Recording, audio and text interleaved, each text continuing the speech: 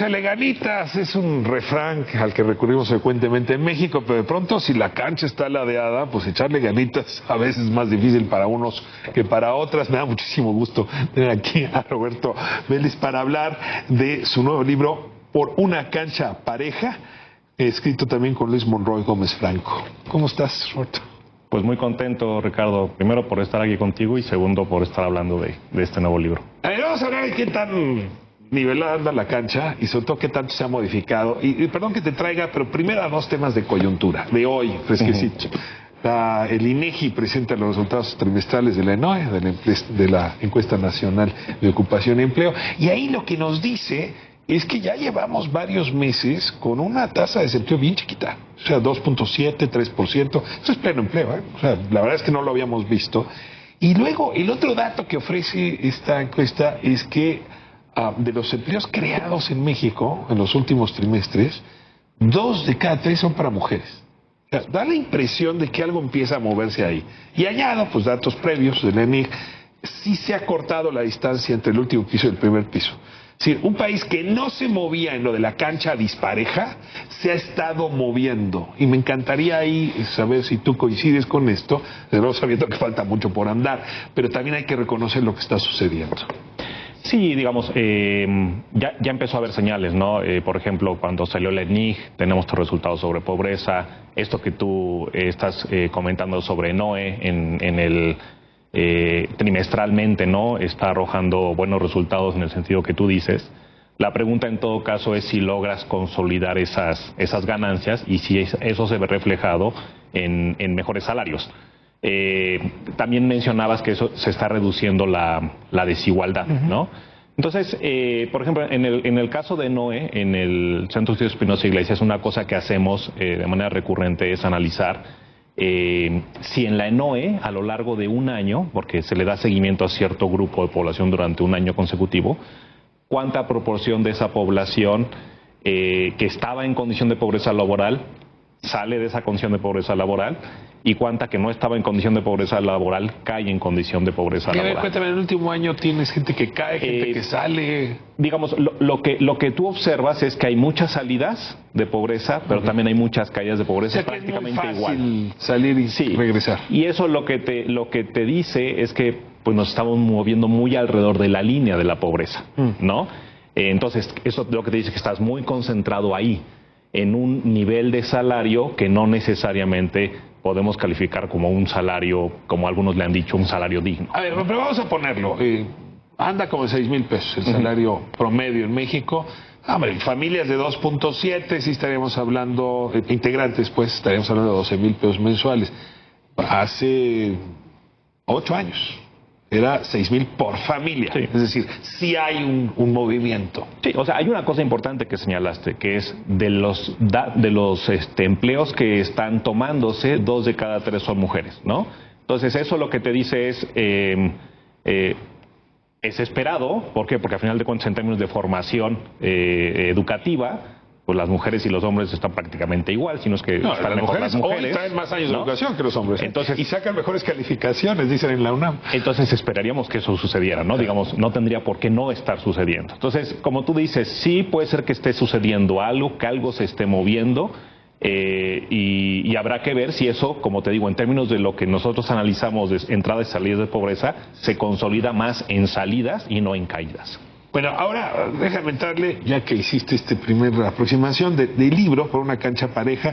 Este ha sido tu trabajo de muchos años, ¿no? Identificar dónde está el desnivel de la cancha. Yo siento que a veces eres un topógrafo, ¿no? Se para frente a la cancha de fútbol y dice, esto está desnivelado, más fácil que se meta el gol en una portería que en la otra. A ver, ¿cuáles serían esos desniveles que relatan tú y tu coautor en este texto que tendrían que llamarnos la atención? O sea, me acordaba de tu libro, de Mi Reinato. En tu dedicatoria haces referencia a 2 términos clave. Uno es lotería, el otro es mérito, ¿no? Nosotros hablamos justamente de lotería, hablamos de esfuerzo y luego discutimos el tema de mérito. Entonces, lo que uno espera, como tú también lo explicas en ese libro, es que el mérito, como tú lo dices, nosotros no, pero digamos, el esfuerzo en este caso sea el que determine hasta dónde llegas, ¿no?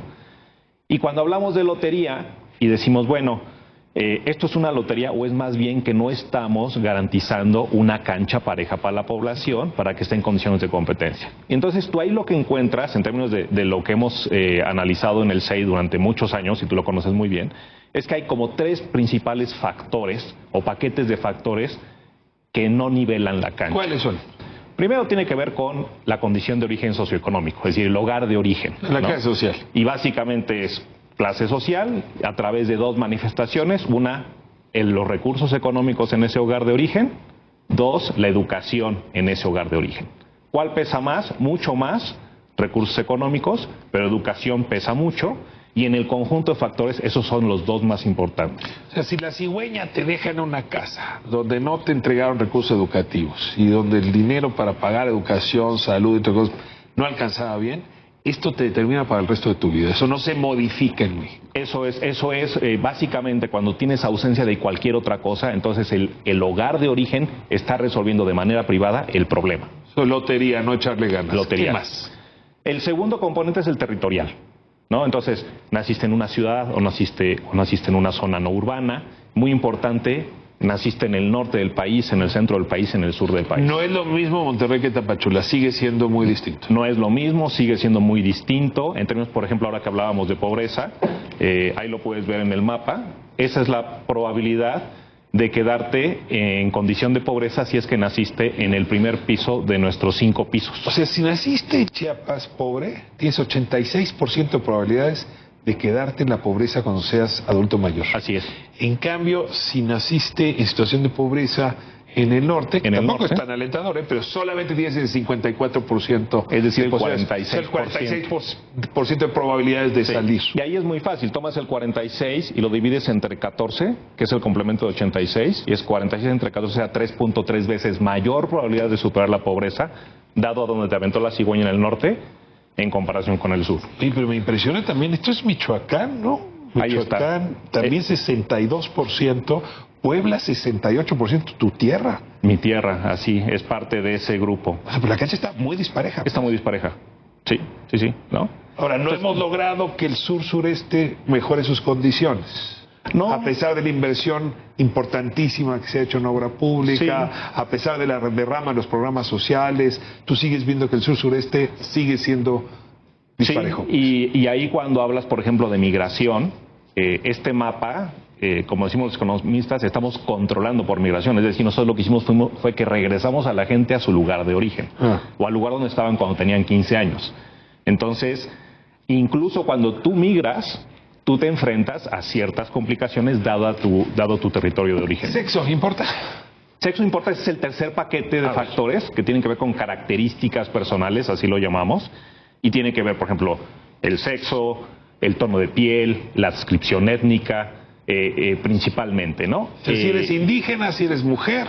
Y si tienes un tono de piel más oscuro. Te pega también tus oportunidades. ¿Tienes también ahí los datos? Sí, o sea, por ejemplo, te lo cuento rápido.